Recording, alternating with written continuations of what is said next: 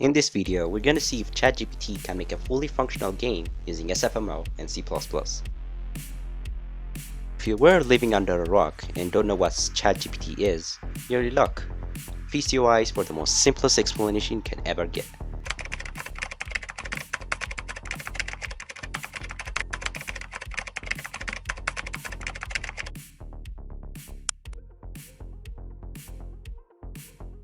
So ChatGPT is like a super smart talking robot that uses a lot of words and sentences to have conversations with people.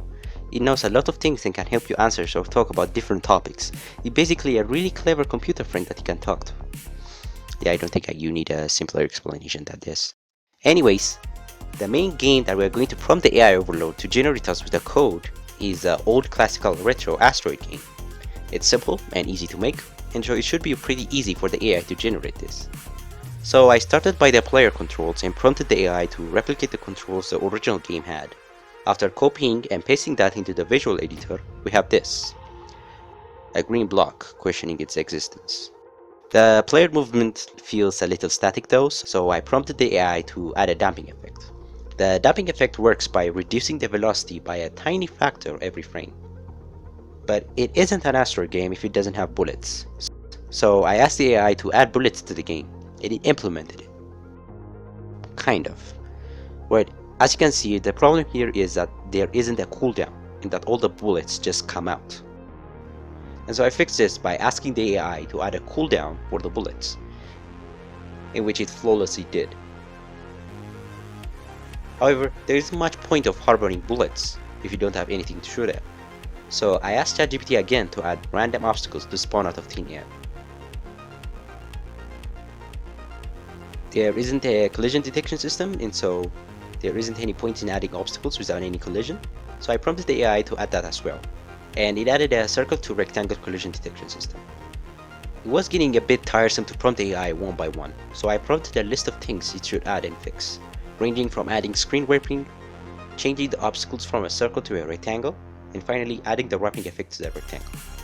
The wrapping effect was working slightly as I intended. However, it did not make the wrapping effect on the top and the bottom of the screen for the player and for the obstacle. And so I fixed that issue by asking the AI to fix it for me, and it worked. The obstacles were spawning a lot, so I started to fine-tune the total amount of obstacles spawning to make it more playable and less harder than it was originally.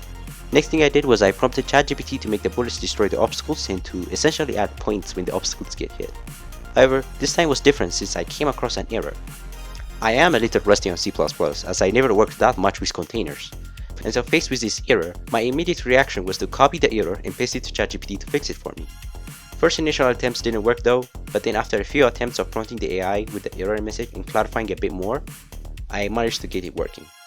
The basic core mechanics of the game is now complete, and all that's left now is fine-tuning and changing some variables to make it more playable, and finally adding textures and audio. So I asked the AI to write the code to generate the sounds for the game, and also fix some issues like obstacles spawning at the player's position and so on. But it wouldn't work if I don't have the sound files to begin with. So I generated the sound files using SFXR, which generates pretty cool sound effects if you ask me.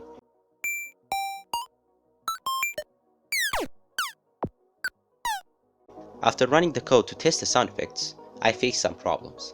One is that the obstacles suddenly started to move from right to left for no reason, and two, the obstacles stopped getting destroyed with the bullets as well.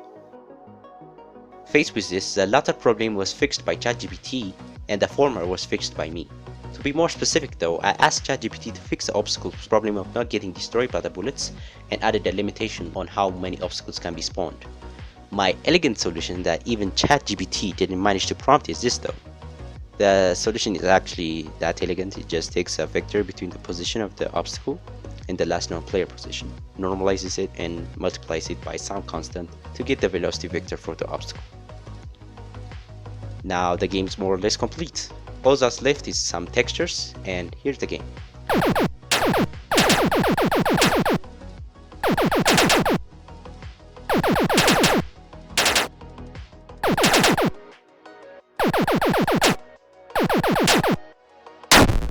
If you like this video, then don't forget to like and subscribe.